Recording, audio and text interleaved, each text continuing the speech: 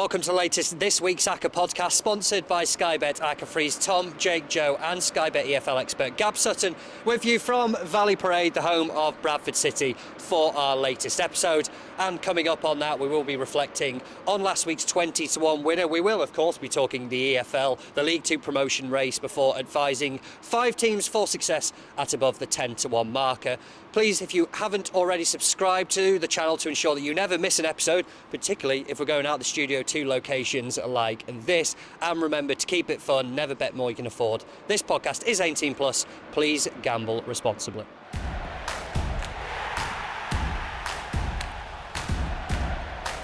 So if you're watching on YouTube, and we always tell you to, instead of listening to the podcast, you'll be able to see that we're not in the studio. We are at Bradford City, Valley Parade.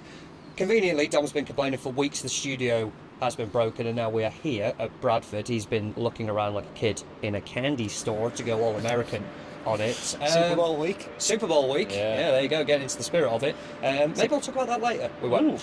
But, yeah. Proper home game for Dom. He was showing everyone around. Oh, no, yeah. It's like, honestly going, look, that was my bit in the press bit, you know, from my award-winning podcast that I did and stuff like that. He's been signing autographs. He never mentions it, does he? You know, it's been quite something to watch. Quite an impressive old ground, this, for a League 2 club. Yeah. Quite remarkable that they're still playing at this level when you kind of look around and you're in a stand that you look up at, and it is genuinely like bigger than some Premier League stands. It is, yeah. I mean, Bournemouth rings to mind. It's bigger than that. I just like how it's a bit of a throwback. You know, the new modern stadiums, they all look the same. Whereas this is a very unique. It's a lovely ground. It's basically the placing of the stadium, isn't it? Like, you can't see, but over there on the left, there's houses behind, so you can't really go any further back. So it's kind of like there's just this really weird uniqueness about it, and it is quite cool to be here. Gab, welcome back. Thank you. We were going to do it in the studio, and then we said, you just meet us at Bradford, and here you are. So thanks for coming along. I suppose thoughts on Bradford overall. Yeah, it might be a nice place to start. Yeah, I've been so impressed with Bradford City in the last few weeks. I think there seems to be a real identity about the club back now under David Chapp, who seems to be doing a brilliant job as director of football. There seems to be a bit more of a continuity in who they're recruiting. I'm seeing a really energetic team that in the last few weeks has really emerged. Lots of athleticism in the side, very aggressive. And yeah, I think they're sort of on a par with the likes of Wimbledon and Doncaster in competing for that top 3 spot to probably go up with Walsall and Notts County, who for me are the 2 standout sides in the league. Maybe we'll talk about those teams in a bit. We will go back to the League 2 promotion race shortly, but I know you two have been edging to talk about this. Last week, what happened on last week's Acca? Would anyone like to take it away? I wasn't on it. Oh yeah, go.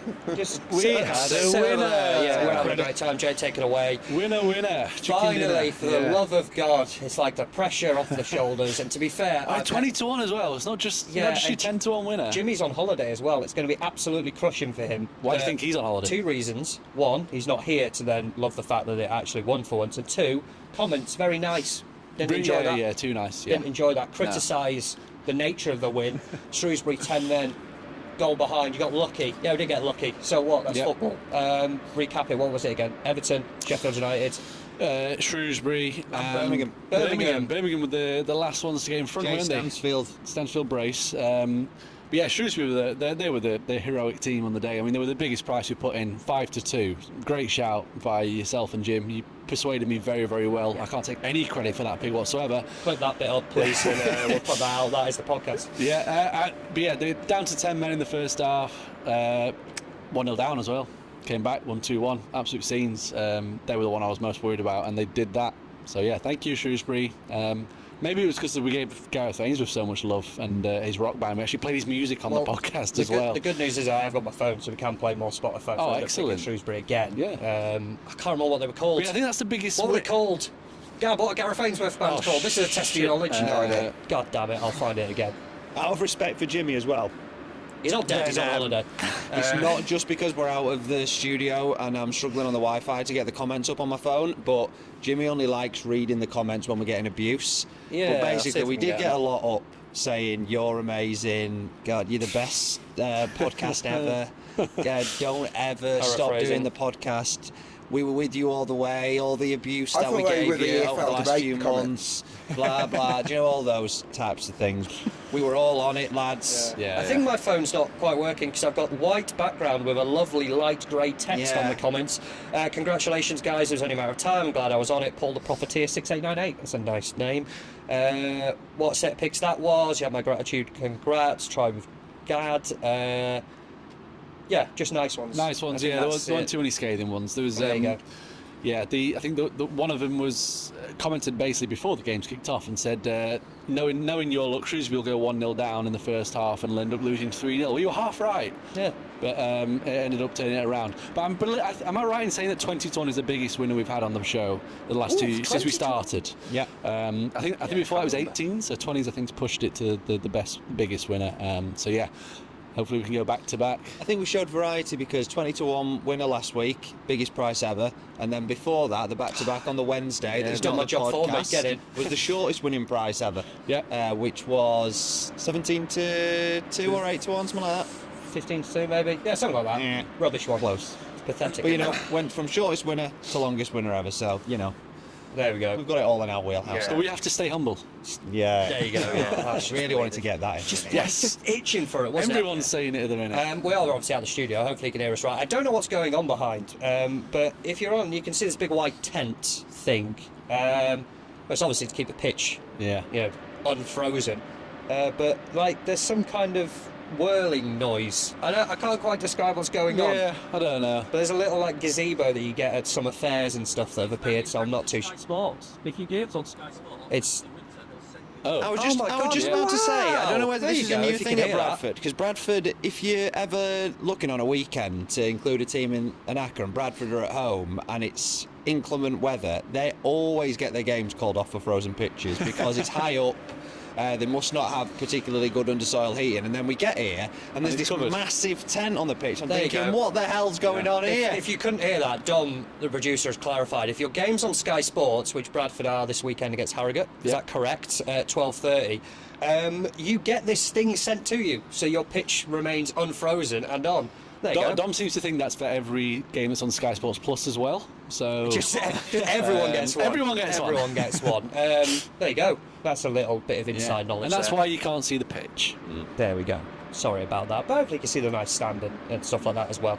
We'll move on to obviously picking this week's Acca shortly, but it feels right just to have a little chat about obviously what's gone on in the footballing world over the past few days. Let's pick up the League 2 promotion race because we've got Gab on. We're obviously at Bradford as well. You mentioned a few teams at the start there of who you think are going to go well. Sure. But it is still, as we're in February, the best promotion race, isn't it, of all the three divisions? Because you lose one game and you can drop about 4 places. It's absolutely incredible. Yeah, I think there's definitely been a chaos to it in terms of that top 11 in League 2. You look at sides like Chesterfield and MK Dons, who have two of the better squads in the division in terms of individual quality. They're 10th and 11th, so that shows you that there has been a pretty high standard. But what I would say is I do think it's starting to become a little bit clearer if a League 2 promotion race is ever clear, because I think that it's going to... I think we're down to 3 teams from the current top 7 that's going to get automatic promotion. I don't think anyone below 7th is going to get autos. Could be wrong about that, but I think that's how it's panning out.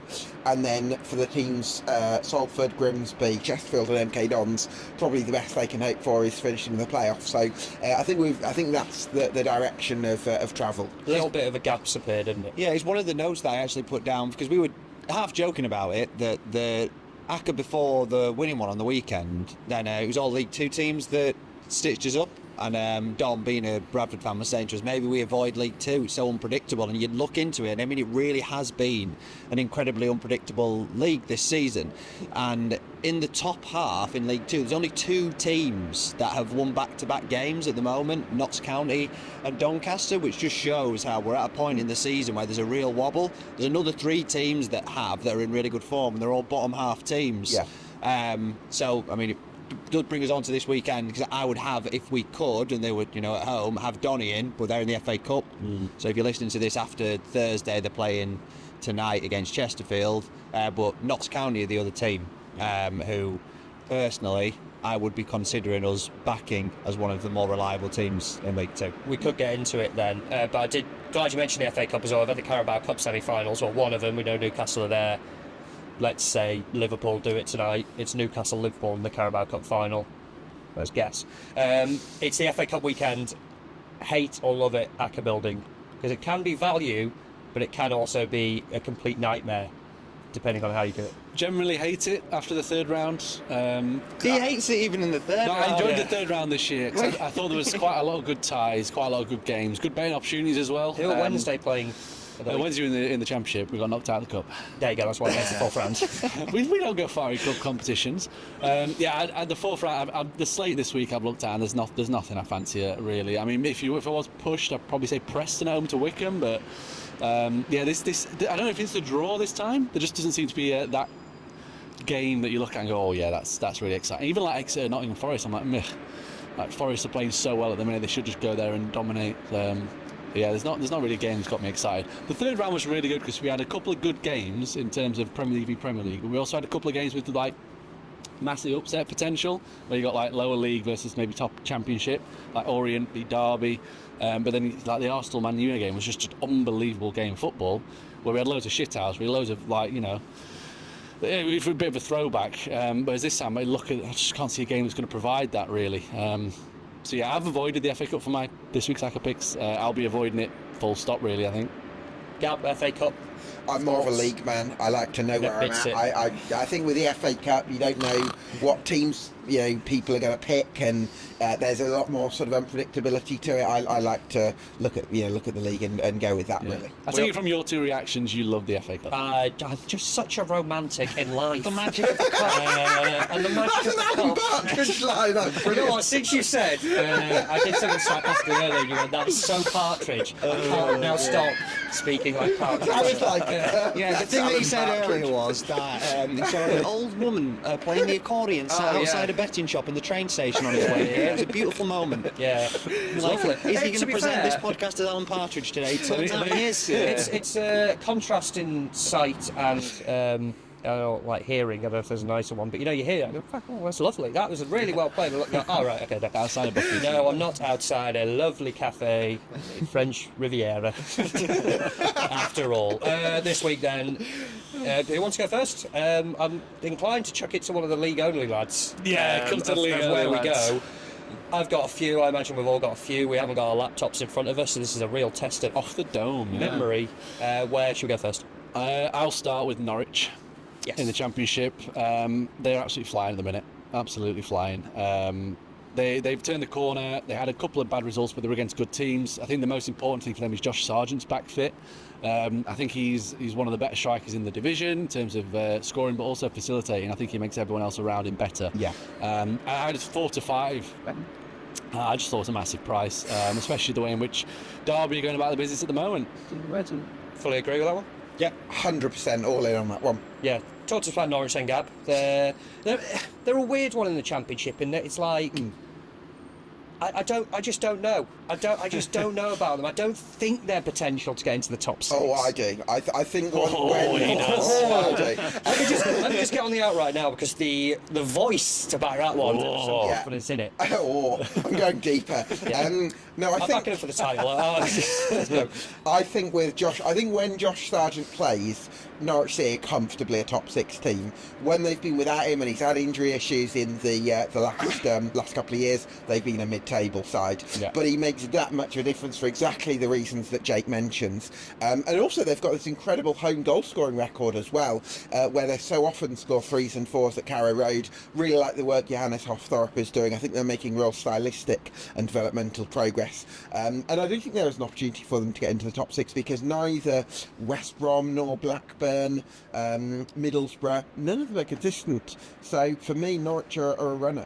Called me out actually the closest to the top 6 than I thought, and I've just got absolutely no chance. I'm 2 points. I did see them at Leeds actually the other week, and my takeaway thought from that was they look a really well coached side here. There's probably just that little bit of quality in places that isn't there, but the potential next season long term for them is there. Definitely. So I noted this down and just folded it in with Sheffield United to beat Pompey because Derby and Portsmouth are just so tragically bad away from home in particular. So the same record, aren't they? Exactly the same. So they're both 1-1, drawn 4, lost 10 away. And then Derby have lost the last 7 in the Championship. Portsmouth have lost the last 7 away from home. And as Gab alluded to, it's 36 goals in 14 games. For Norwich, only Leeds have scored more, and then it's 10 goals more than anybody else has scored at home. So it really does set it up for being a straightforward home win. Sheffield United are 1-2 to beat Portsmouth. They both just feel like very sensible home wins in a division that's a lot more reliable than going down to the 4th tier. There's loads to talk about the other two clubs. Sheffield United, I don't know if we were going to come on to them. They've done brilliant January business. Yep. The thing we've talked about on this podcast all season is they're a really good starting 11, but the depth beneath it probably looked suspect. But they've not only strengthened the squad depth, they've probably strengthened the starting 11 in January. Tom Cannon, I think, is going to score the goals for them. Fantastic signing. Yeah. Portsmouth, I love Portsmouth. Backed them earlier in the season to make You love love the top Mousinho, half. that's I do, yeah. That's not ideal. But it's Got all to at home. from John Mousinho. Yeah, they just can't buy a point away from home. So we should oppose them when they're away. Yeah, we'll talk about Portsmouth Derby actually shortly. Gab, Sheffield United, top end, and Jake as well. The Championship it's starting to get a bit more defined in that Leeds have got a 5-point gap at the top now. Yeah. Bookmakers are making them very short to get promoted. Then you've got Sheffield United, Burnley. I've got to say, Gab's picked Sunderland are still floating around just below that. But we talk impressive January windows. Leeds went we're very happy with what we've got. We don't want to disrupt. Do you know what I think? Can we just touch on that? That's exactly where we're going. Because I think that's actually... Can we just touch on that thing that you specifically asked me I about? was going about Leeds, but let's go with that. Yeah, go for it. All right. Well, I just think there's something to be said for maybe knowing when not to buy players as well as knowing when to buy players. I think there's something really intelligent about that as well. Yeah. Sheffield United, as we've touched upon, the depth came in and a couple of starters. I don't know what happened at Sunderland Burnley, but for some reason, Sunderland, and I can't quite get my hand on how Enzo Lafite has ended up in the Championship. Unbelievable. on loan at Sunderland. Yeah. It's got to be the gaffer. It's got to be, yeah. There's got to be obviously some things that play there, and obviously the kind of way they operate and the opportunities that then come about from the way that they operate. And at Burnley, not in response, but Burnley later on, Marcus Edwards. What are you doing here? 2 years ago, was it? He absolutely ripped Tottenham apart in the Champions League. Everyone going, they need to get him back. This guy's unbelievable. Not only is he on loan, he's got an £8 million buy clause. I just can't get my head around those. The transfer business of these top-end promoted sides, it's like you've gone from a 20 in the Premier League to about a 24 or 25 in the Championship, and it's like Premier League light. The team's going, actually, I'll go there because I know in 6 months, 8 months' time, I'm playing in the Premier League. Marcus Edwards must just have wanted to get back to England and wasn't happy living in Portugal because Surely Everton would have come in or something like that. when he had He's probably happy living in Portugal. when he had that breakthrough period, he was saying that he didn't speak Portuguese. He took a big risk to try and get his career going. And you look at a lot of those young players of a similar age, like Noni Madueke did the same thing, where they left to get regular first team football in Sancho a league as well. that's below the Premier League. But he's gone to Burnley, does brilliantly at Burnley, and either they're in the Premier League or he will get a move to a Premier League club. So it's really smart by his agent. And Is it? Burnley don't have an attacking player, do they? I was So just he's gonna going to say, look forward intent on attacking. unbelievable. But if Burnley carry on not scoring, it's not going to be great for him, is it? True, I guess. Whereas if he'd have gone to Sunderland, who score 3 or 4 every game and maybe concede a couple. Enzo but Lafite's the one I I'm really said excited that about. the other flip side said knowing when not to sign. Yeah. But in their case, they're the chasing pack, knowing when to sign, and someone like Enzo Lafite is an absolutely unbelievable addition. Just the A statement. imagination in some of his touches, isn't it, Tom? It's Yeah. just like, just incredible, the flair that he's brought to Sunderland already. So, yeah, he's going to make a huge impact to thinking now at frustration rates. I think what you're saying there is spot on in terms of those 4 teams that they're basically spending Premier League money now. Well, apart from Leeds, but they're just making sure that they are within that conversation going into the last 3 or 4 days of the season in terms of automatic promotion. Because For clarity, I still think they probably should have done it just for a bit of depth and competition, but there's something distinctly funny about Leeds all month going on about a number 10 and another striker, and 2 days before the window closes, they win 7-0. Yeah. So that probably and answers the that. goalkeeping situation, Meslier had a great game last night as well. So, Unbelievable. Yeah, He's maybe. pulled out an absolute worldie save. And on the flip side, we are taking obviously 2 teams we mentioned there. Portsmouth Derby, relegation battle at the bottom. We're not particularly any closer to knowing a definite answer in terms of where this is going. I think Derby are one of the teams that a lot of people are looking at. yeah. it's just quite intriguing. Everyone down there has done something that gives you a bit of hope that they can pull themselves out, and we're no real closer to knowing actually who could be in the teams that we know. Derby haven't at all. Yeah, that's the exception is Derby, because they've just been allowed to just drag. That's down. what we've talked about before, and you could just see Derby dropping like a stone, and it's a gut punch for those of us that really like Paul Warne. Yeah. You Which just should be everyone. Yeah, should be everyone. You just feel like he's in dead man's shoes now. Yeah. And teams are going to be looking at the impact that Gary Rowett's had at Oxford, and Gary Rowett is. I mean, Oxford are a club of high potential if they can get out of that stadium or get it expanded. But Gary Rowett is too good a manager to be going to a team that looked like they were going to be getting relegated for the championship. And teams have missed out on the opportunity to get him in, and they'll be thinking, I want to get the next manager in to save us from relegation. And Paul Warne, I really worry that he's going to be gone in the next couple of games unless he can get a result. Too little, too late for Derby. Well, not too little, too late. I think things can change. We're still in early February, so there's a lot, over a third of the season to go. But I can see your point. Like, I think the way they've dropped like a stone in the sort of last couple of months of a season, and we're seeing flashes, balls across the box, but nothing in terms of really intentional, clear-cut chances that they're creating, and that's a bit of a worry for me when it comes to Derby County. They've brought in Matt Clark, who's an experienced, reliable Championship defender. I think he's going to help them out, but I still need. But they've lost their best centre back, haven't they? They sold that, so it's Cashin, just yeah. they've just downgraded centre back. And I know it might be harsh, but they were rubbish last year, Derby.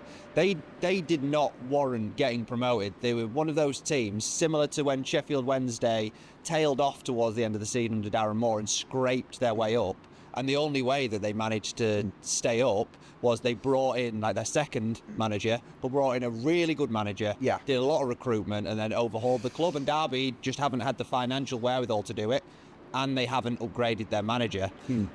And that's where they are now. They're going back to League One unless they do something. Yeah, I agree. I think with Paul Warne, I think he's a brilliant culture setter because of he's a bit of a trailblazer for vulnerability and leadership, and I really admire that about him. I think he's a wonderful person. At the same time, he's coming into the Championship level, and he's coming up against coaches like Danny Röhl or Ruben Sellers who have honed their craft for 20-odd years and have this incredible, or managers like Gary Rowett who are extremely reliable at Championship level. I just don't think Paul Warne stacks up at Championship level, and I think that's been proven in the past. I think bottom line is whenever he's come up to the Championship, he hasn't had a Championship squad.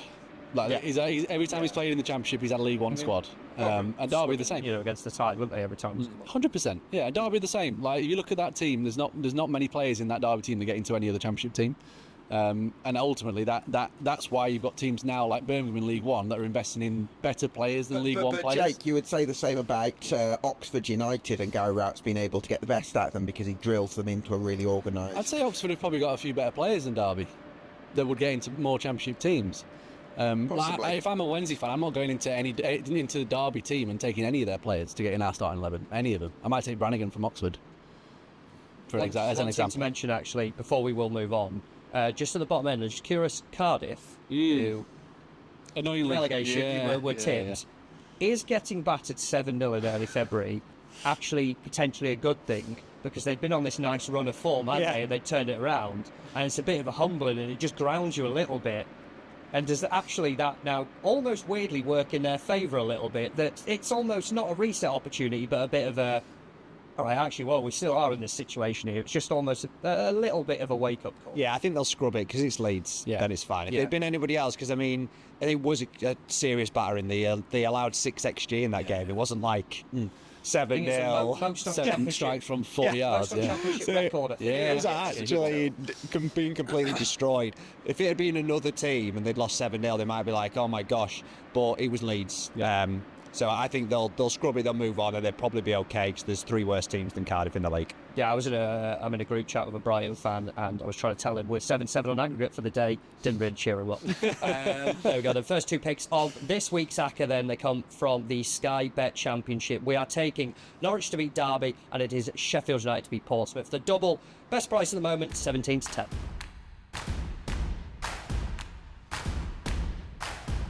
So we moved around because you can see it's very sunny, and you can also see here that Jake's come back from the French Alps from his skiing trip. They do look very skiing glassy. Yeah, I happen to be the only one who's like directly looking into the sunlight. So if I am to see anything, Reviews of Jake's sunglasses in the comments are welcomed. Yeah, remember kids, don't look directly into the sunlight, as I've just done there.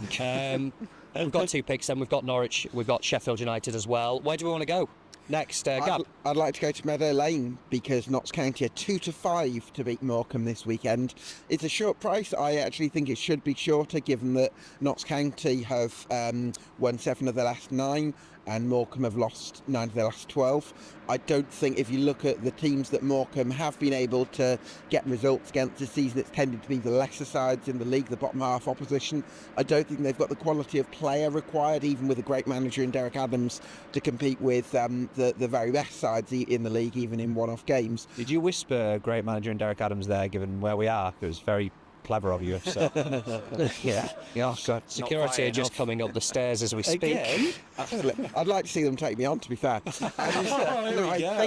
some security up here to test the theory, They please. are made for great television. They'll never get a better manager. Just see them emerge from outside the stand. You touched on there the wins and the losing form. At the start, we said the most unpredictable league, and nobody could get any consistency. But then I suppose if you were, as we said earlier, one team to pick for consistency, Notts County. That be correct? Yeah, absolutely. I think it was right at the top of the podcast is saying it's Donny and Notts County, the only 2 top half teams who've won back-to-back games. Yeah, I think we can trust Notts County for sure. I'd be all over this price. So that, as Gab alluded to, the only teams that Morecambe have beaten, Barrow, Carlisle, Swindon, before Ian Holloway was there, Harrogate, Tranmere and Fleetwood. So they've really shown nothing against the better sides. No draws in the last 12 matches either, when they've lost those 9 games. And Notts County, that brilliant run of form, their 1 defeat in the last 9 was against Walsall before they had this little blip.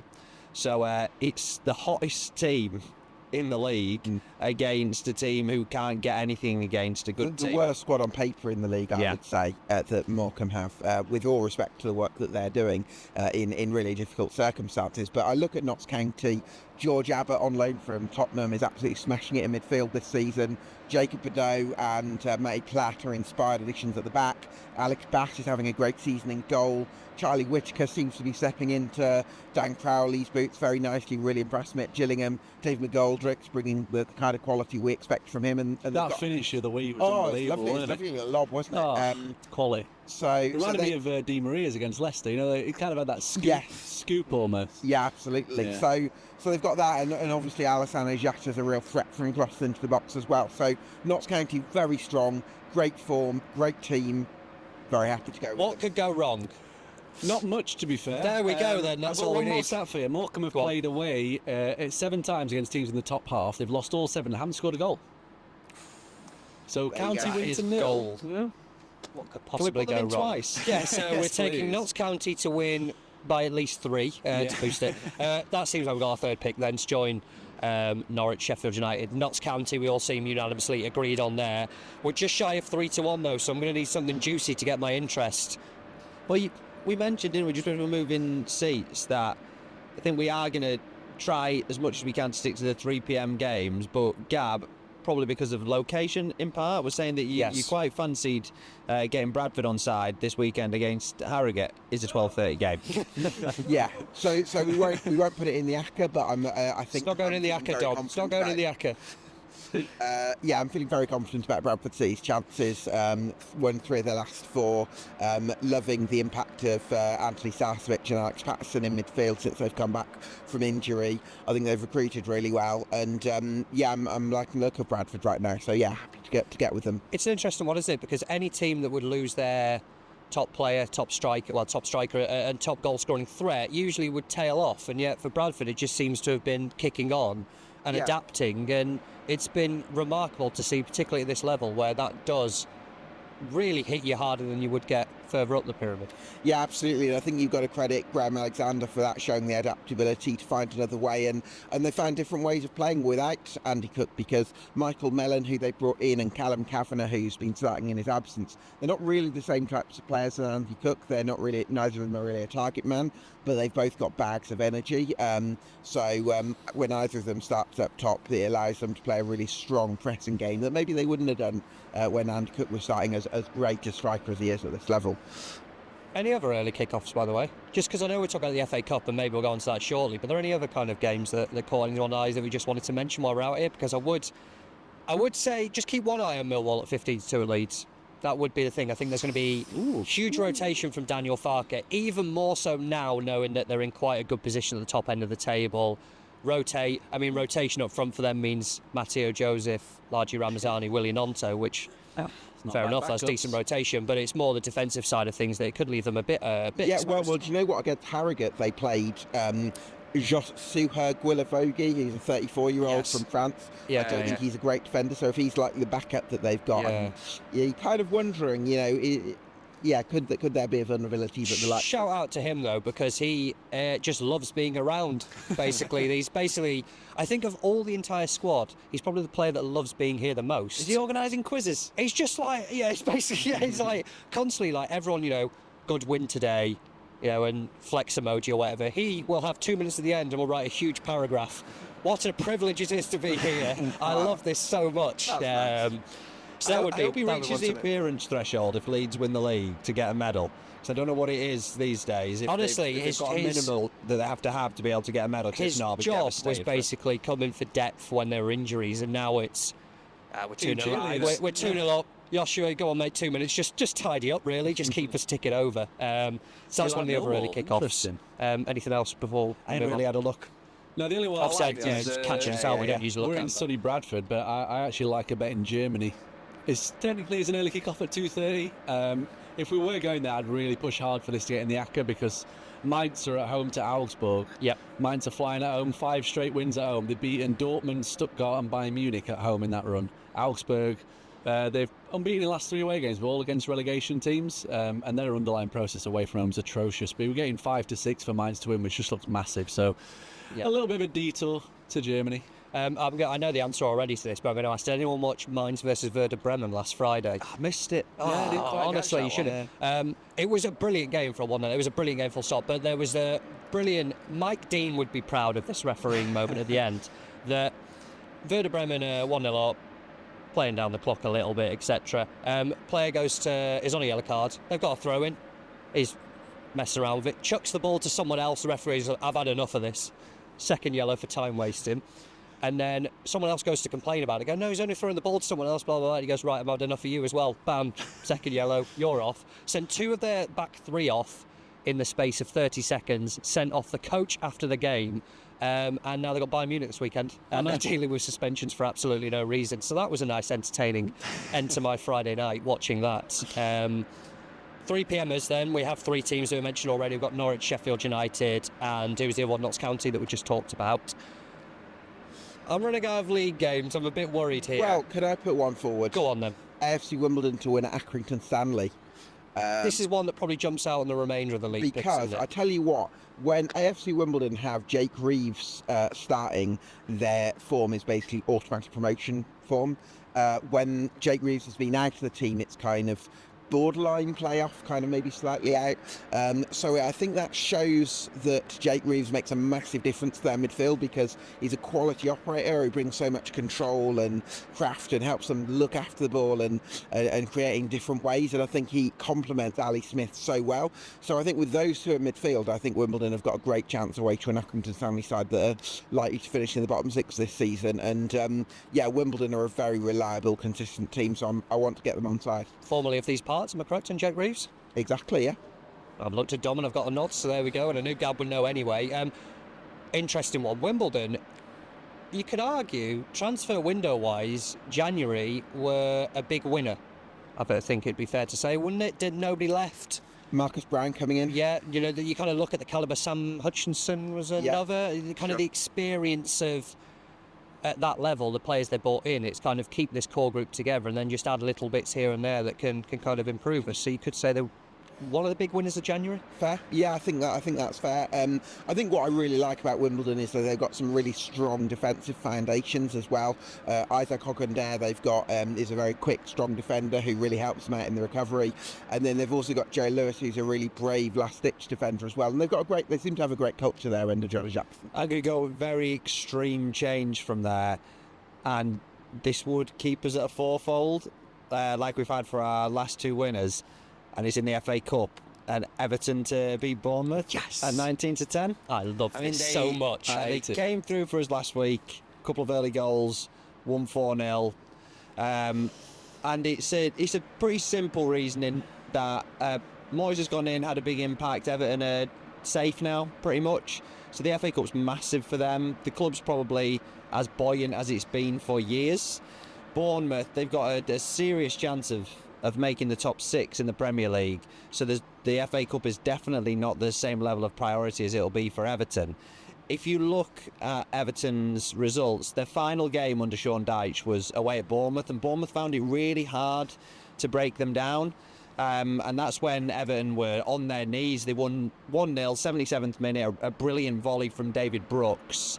And they didn't rack up loads and loads of chances in that game. Everton failed to have a shot on target. That was the straw that broke the camel's back for Sean Dyche. Since then, 2-0 over Peterborough, 1-0 home defeat against Villa, 3-2 against Spurs, 1-0 at Brighton, 4-0 at Leicester. They're a completely different team under Sean Dyche. Getting a shade under 2-1.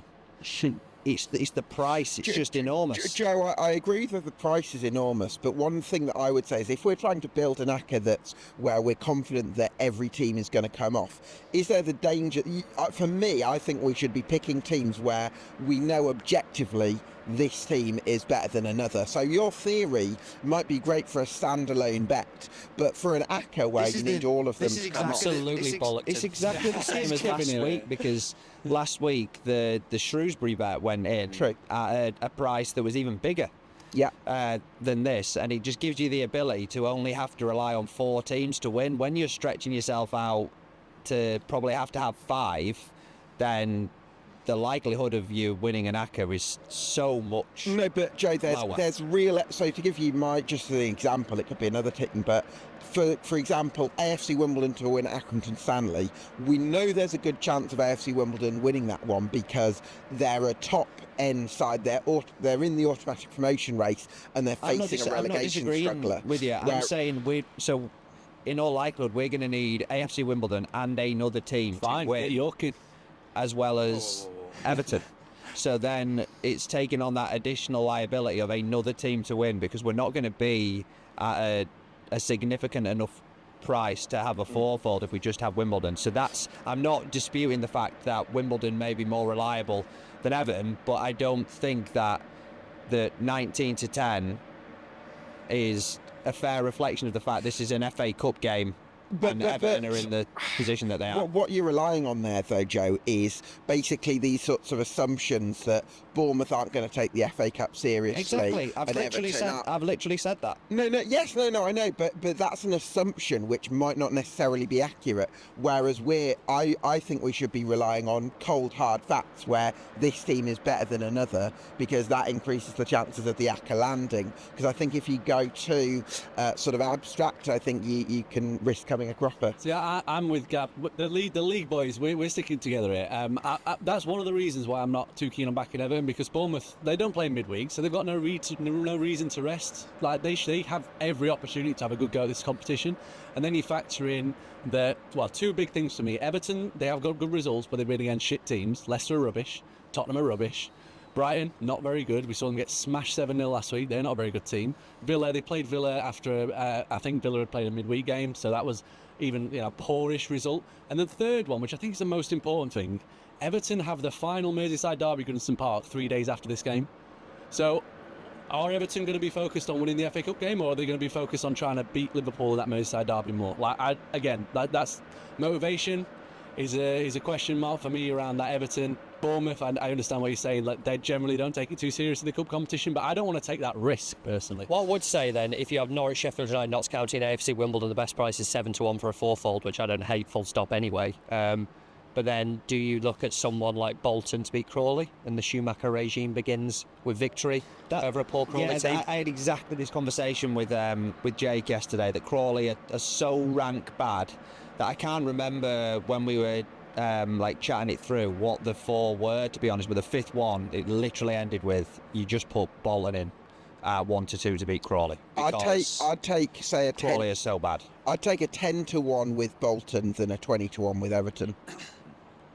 Are we happy with Bolton? Because I'd like the look of York this week at the same price. I don't know about York. We've got a couple of York were a big office bet for a lot of people, so I know the ins and outs of York season indirectly.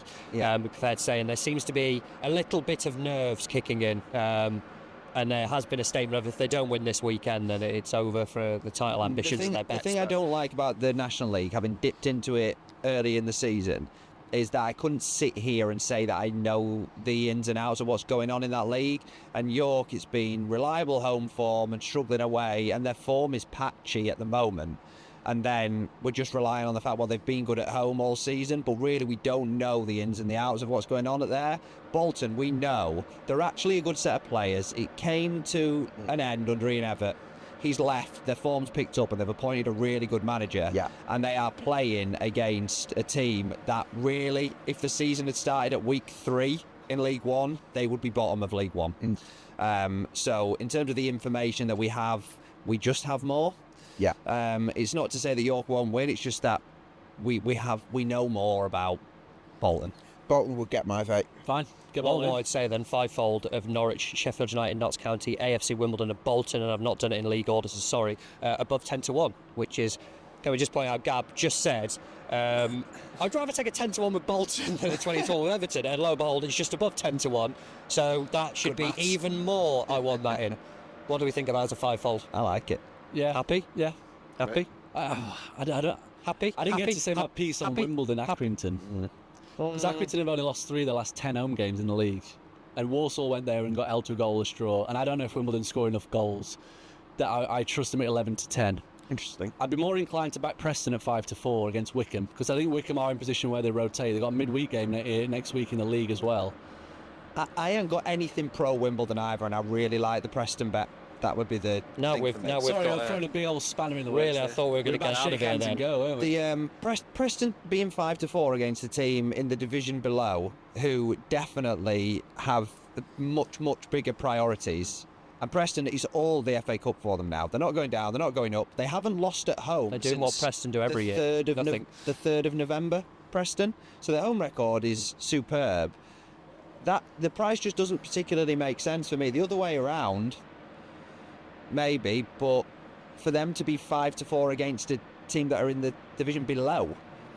I mean, the compromise there is it's slightly over on that one. It makes the fivefold slightly bigger. 10.7 is the best price on that one. And me and Joe can take the blame if Wimbledon win and Preston lose. Yeah. They're all home teams then. You can just add Wimbledon, you can add Everton, you can have a great time. Just cheer it all on. Go big. Well, we do that now. Don't we, Tom? That's almost the perfect link into it. If that's what you want, you can get it on the article, can't you? Yeah. Thought you'd explain more, but there we go. 5 teams then. I think that is settled. Are we happy on that version of it? Yes. I know we've just mentioned Preston at the end, but truly we do want them. It's not just let's just have Preston. It was something we have discussed, and that is kind of the 5 that we want. Yeah. All happy? Yeah.